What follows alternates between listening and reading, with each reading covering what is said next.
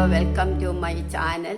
ഇന്ന് നമ്മൾ തയ്യാറാക്കാൻ പോകുന്നത് കപ്പ കൊണ്ടുള്ള പപ്പടമാണ്. കടയിൽ നിന്നൊക്കെ മേടിക്കുന്നത് വളരെ നല്ലതാണ്, വളരെ എളുപ്പമാണ് ഉണ്ടാക്കാൻ. അതെങ്ങനെയാണ് തയ്യാറാക്കുന്നതെന്ന് നമുക്ക് നോക്കാം. ഈ ഒരെണ്ണമേ എടുക്കുന്നുള്ളൂ വറ്റലുണ്ടാക്കാൻ. ഇത് നമുക്കിങ്ങനെ അങ്ങ് പൊളിക്കണം. തൊലി കളഞ്ഞിട്ട് ഒന്നും കൂടി കഴുകണം. നമ്മൾ ഇങ്ങനെ തൊലി കളഞ്ഞെടുക്കണം. തൊലി കളഞ്ഞ് നമ്മളിങ്ങനെ മുറിച്ച് ചെറുതായിട്ട് ഇങ്ങനെ അരിഞ്ഞിടണം. എന്നിട്ട് മിക്സിയിൽ അരയ്ക്കണം. ഇതെല്ലാം അരിഞ്ഞു കഴിഞ്ഞു. ഇനി ഇത് നമ്മളെ മിക്സിയുടെ ബൗളിലിട്ട് അരയ്ക്കണം. ഇങ്ങനെ നാരൊക്കെ അങ്ങ് കളഞ്ഞേക്കണം. വെള്ളം നന്നായിട്ട് ഒഴിക്കാം. നല്ലതായിട്ട് അരയണം. അരച്ച് കഴിഞ്ഞു. നല്ല വെണ്ണ പോലെ അരച്ചു. ഒരു കപ്പയല്ലേ ഞാൻ എടുത്തിട്ടുള്ളൂ. ഇനി അത് നന്നായിട്ട് വെള്ളം ഒഴിക്കണം.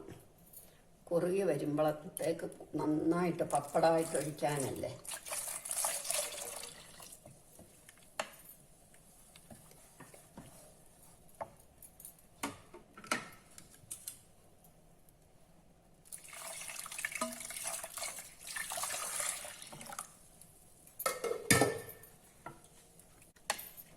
ഇനി നമുക്ക് ഇതിനകത്തേക്ക് ഉപ്പും മഞ്ഞപ്പൊടി ഇട്ടു.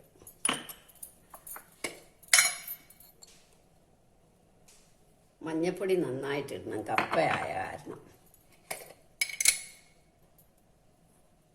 മുളക് പൊടി, എരി അവരവരുടെ ആവശ്യത്തിന്. ഉപ്പും എരിയൊക്കെ അത്രയേ ഉള്ളൂ. കായപ്പൊടി, കായം നന്നായിട്ടിട്ടാൽ നല്ല സ്വാദാണ്. ഇനി തീ കത്തിച്ച് നമുക്കിത് ഇളക്കണം. കൈയെടുക്കാതെ ഇളക്കിക്കൊണ്ടിരിക്കണം. പാകമാകുമ്പോൾ നല്ല നൈലോൺ കളറാകും. അതാ പാകം. എള്ള് വേണ്ടിയവർക്ക് എള്ളിടാം, ജീരകം വേണ്ടിയവർക്ക് ജീരകം ഇടാം. ഞാൻ ഇതൊന്നും ഇടുന്നില്ല. ഇവിടെ ആർക്കും അത്ര ഇഷ്ടമില്ല. വെള്ളം പോലെ ഇരുന്നത് ഇപ്പം കണ്ടോ, കുറുകി. വെള്ളം നന്നായിട്ട് ഒഴിക്കണം. വെള്ളം പോലെ ഇരുന്ന സാധനം കുറുകി വരുന്നത് കണ്ടില്ലേ, കളർ വ്യത്യാസം വരുന്നത്. കുറച്ചും കൂടി വെള്ളം ഒഴിക്കേണ്ടി വരും എന്നാ തോന്നുന്നത്. കുറച്ചുകൂടെ വെള്ളം ഒഴിക്കേണ്ടി വരും. അത് വേനൽക്കാലത്താണ് കപ്പയ്ക്ക് നമുക്ക് അളവ് പറയാൻ പറ്റില്ല. ഉണങ്ങിയ കപ്പയാണെങ്കിൽ ഒരുപാട് ഒഴിക്കേണ്ടി വരും, ഒരു കപ്പയുള്ളതിൽ. അത് കാരണം ഈ വെള്ളത്തിൻ്റെ അളവ് പറയാൻ പറ്റില്ല. പച്ചയാണെങ്കിൽ പോലും നന്നായിട്ട് വെള്ളം ഒഴിക്കണം.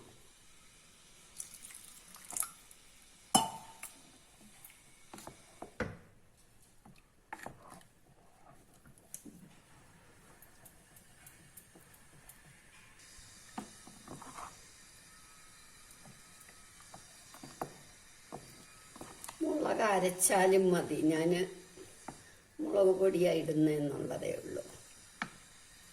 കണ്ടില്ല, കളറ് മാറി. ഇനി ഇത് തണുക്കുമ്പോൾ കുറെ കൂടെ കുറുകും. അതുകൊണ്ട് കൂടുതൽ കുറുകിയാൽ നമ്മൾ പപ്പടം കൂടുതൽ പരത്തേണ്ടി വരും. ഒരു കപ്പ എടുത്തിട്ടാണ് ഇത്രയും. വേണമെങ്കിൽ വൈകിട്ട് കുറുക്കി വെച്ചിട്ട് രാവിലെ നമുക്കൊഴിക്കാം. രാവിലെ എണീക്കുമ്പോഴത്തേക്ക് അപ്പോൾ വെള്ളം കുറച്ചുകൂടി ഒഴിച്ചേക്കണം, രാവിലത്തേക്ക് കുറുകുന്നതുകൊണ്ട്. അല്ലെങ്കിൽ പിന്നെ പരുത്തം നൈലോൺ കളറായി. ഇനി ഇതൊന്ന് തണുക്കുമ്പോൾ നമുക്ക് സ്റ്റൗ ഓഫാക്കാം. കട്ടിയുള്ള പാത്രത്തിൽ ചെയ്യണം.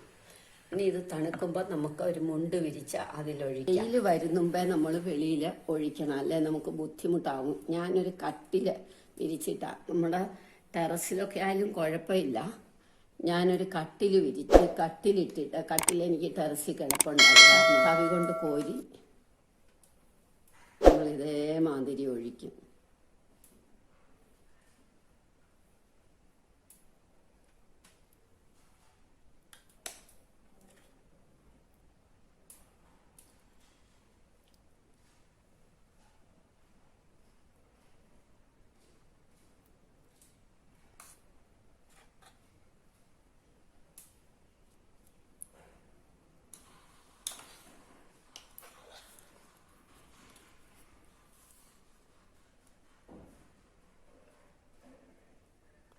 ഇത്രയും പരത്തണേ, ഇത്രയും പരത്താം. ഇത്രയും പരത്തുണ്ടായെങ്കിൽ കുറച്ചുകൂടെ കുറയ്ക്കാം.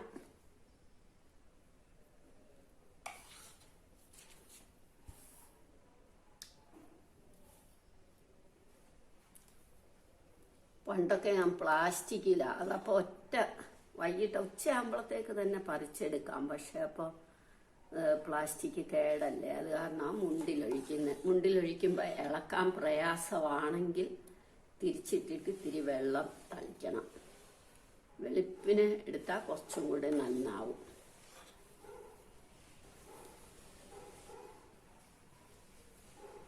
ഇങ്ങനെ എല്ലാം ഒഴിക്കണം. എല്ലാ പപ്പടവും ഒഴിച്ചു കഴിഞ്ഞു. ഒരു 35 പപ്പടം ഉണ്ട്. 1 കിലോ കപ്പ ഉണ്ടെങ്കിൽ ഈ വലിപ്പത്തിലുള്ള ഒരു 100 പപ്പടം നമുക്ക് ഇടാൻ പറ്റും. ഇനി ഇതാ ഉണങ്ങിയിട്ട് ഞാൻ എടുത്ത് കാണിക്കാം. കുറച്ച് പകുതി ഒരുവിധം നന്നായിട്ട് ഉണങ്ങുമ്പോൾ നമ്മൾ തിരിച്ചിട്ടുകൂടെ ഒന്ന് ഉണങ്ങണം. എന്നിട്ട് ഉണങ്ങട്ടെ, എന്നിട്ട് കാണിക്കാം. വൈകിട്ടായപ്പോഴത്തേക്ക് നമ്മളുടെ പപ്പടം നന്നായിട്ട് ഉണങ്ങി. ഇനി ഇത് പറിച്ചെടുക്കാൻ സ്വല്പം ബുദ്ധിമുട്ടാവും മുണ്ടയിലായോണ്ട്. അപ്പം നമ്മൾ തിരിച്ചിട്ടിട്ട് കുറച്ച് വെള്ളം തളിക്കണം. ഇനി നമ്മൾ ഇതിൻ്റെ മേളിൽ കുറച്ച് വെള്ളം ഇങ്ങനെ തളിച്ചു കൊടുക്കണം.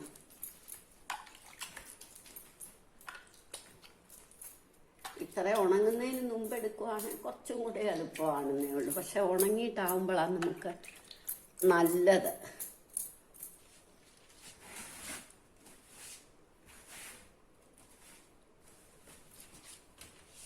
തിരിച്ചിട്ടിട്ടാണ് നമ്മൾ വെള്ളം തളിക്കുന്നത്. ഇനി നമുക്കിത് പറിച്ചെടുക്കാം.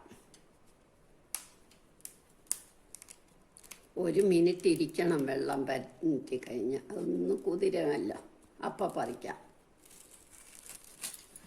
കുതിർന്നു കഴിഞ്ഞാൽ പിന്നെ എളുപ്പമാണ്.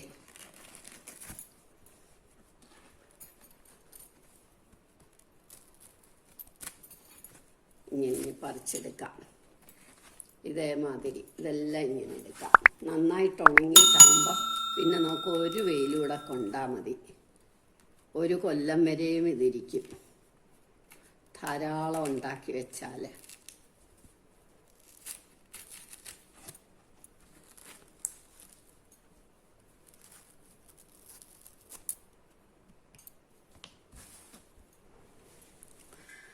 പപ്പടം എല്ലാം നമ്മൾ പറിച്ചു കഴിഞ്ഞു.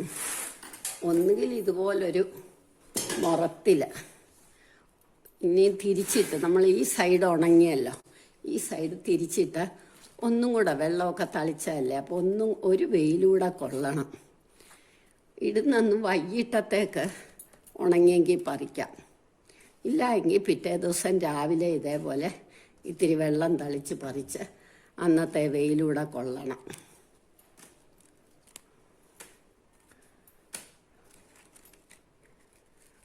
കഴിഞ്ഞാൽ നമുക്ക് വറുത്തെടുക്കാം.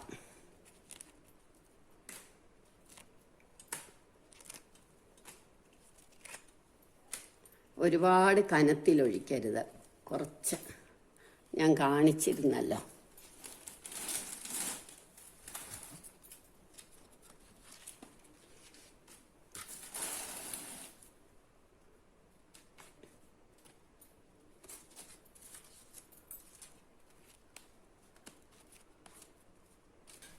നമുക്കൊരു വെയിലൂടെ കൊള്ളണം. അത് കഴിഞ്ഞാൽ നമുക്ക് കാച്ചിയെടുക്കാം. കപ്പപ്പപ്പടം റെഡിയായി.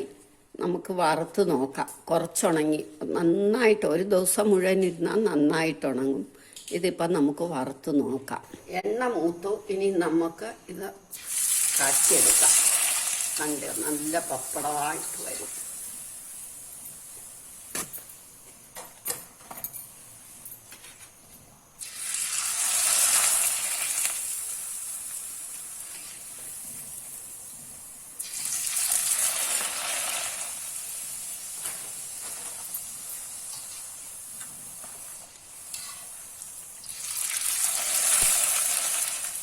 അങ്ങനെ നമ്മുടെ കപ്പ പപ്പട റെഡിയായി. എല്ലാവരും ഇത് ട്രൈ ചെയ്ത് നോക്കണം. ഇഷ്ടമായെങ്കിൽ ലൈക്ക് ചെയ്യണം, സബ്സ്ക്രൈബ് ചെയ്യണം. പൊന്നു ഈ ഫോട്ടോ എന്നെടുത്തോ.